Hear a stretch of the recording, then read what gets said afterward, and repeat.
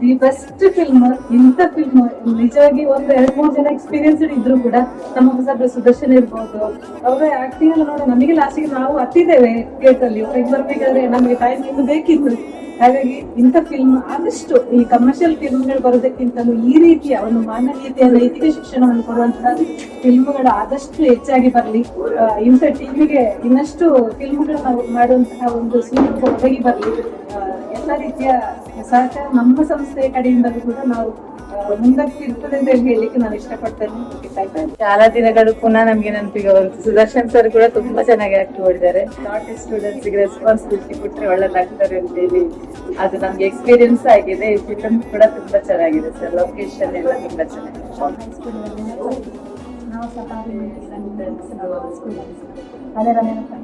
ತುಂಬಾ ಚೆನ್ನಾಗಿ 2 ಗಂಟೆ ನಿಮ್ಗೆ ಸ್ಕೂಲಲ್ಲಿ ಇದ್ದಾಗ ಆಯ್ತಾ ಕಾಮಿಡಿ? ಚೆನ್ನಾಗಿದೆ. ಟೈಮ್ ಹೋಗುತ್ತೆ ಗೊತ್ತಾಗ್ತದೆ. ನಮ್ಮ ಮುಂಚಿದೆಲ್ಲ ವಾಪಸ್ okay okay, thank you madam. Government ಶಾಲೆಯ ಪರಿಸ್ಥಿತಿ, ಈಗಿನ ಪರಿಸ್ಥಿತಿ, ಶಿಕ್ಷಕರ ಕೊರತೆ, ಅದೆಲ್ಲ ಚೆನ್ನಾಗಿ ಫಿಟ್ ಮಾಡಿದ್ದಾರೆ.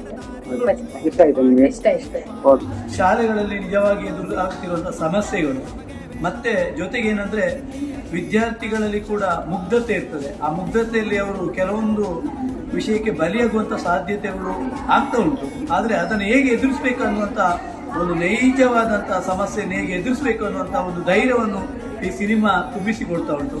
ಜೊತೆಗೆ ಇದರಲ್ಲಿ ನನಗೆ ಖುಷಿಯದೇನೆಂದರೆ ಗ್ರಾಮೀಣ ಪ್ರತಿಭೆಗಳನ್ನು ತಾವು ಗುರುತಿಸಿ ಅವರಿಗೂ ಕೂಡ ಒಂದು ಪ್ರತಿಭೆ ಇದೆ ಅನ್ನುವಂಥದ್ದನ್ನು ನೀವು ತೋರಿಸಿಕೊಟ್ಟಿದ್ದೀರಿ.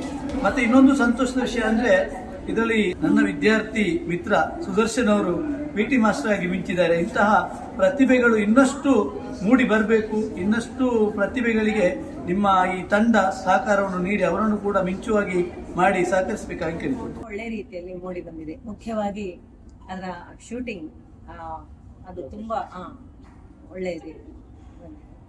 ಮತ್ತೆ ಸಂದೇಶ ವಸ್ತು ಇರುವಂತಹದ್ದು. ಒಂದು ಶಾಲೆ ಅಂತ ಹೇಳಿ ಬರುವಾಗ ಅದು ಕೂಡ ಸರಕಾರಿ ಶಾಲೆಯ ಹಿನ್ನೆಲೆಯಲ್ಲಿ ಇರುವ ಒಂದು ಚಿತ್ರಣ. ಅದರಲ್ಲಿ ಮಂತ್ರಿಮಂಡಲ ಹೇಗೆ ಮುಖ್ಯ ಆಗ್ತದೆ, ಅದು ಹೇಗೆ ವರ್ಕ್ ಮಾಡಬಹುದು ಅಂತ ಹೇಳುವಂತಹದ್ದನ್ನು ವಿವರವಾಗಿ ತೋರಿಸಿಕೊಟ್ಟಿರುವಂಥದ್ದು. ಯಾಕೆಂತ ಹೇಳಿದ್ರೆ ಈ ಹೊತ್ತಿಗೆ ವಿದ್ಯಾರ್ಥಿಗಳಿಗೆ ಮಂತ್ರಿಮಂಡಲ ಅಂದ್ರೆ ಏನು, ಅದು ಹೇಗೆ, ಅದು ಶಾಲೆ ಮತ್ತೆ ಸಮಾಜದಲ್ಲಿ ಅಥವಾ ನಮ್ಮ ಆಡಳಿತ ವ್ಯವಸ್ಥೆಯಲ್ಲಿ ಹೇಗೆ ಅಂತ ಹೇಳುವಂತಹದ್ದನ್ನು ತೋರಿಸಿಕೊಡೋ ಪ್ರಯತ್ನ.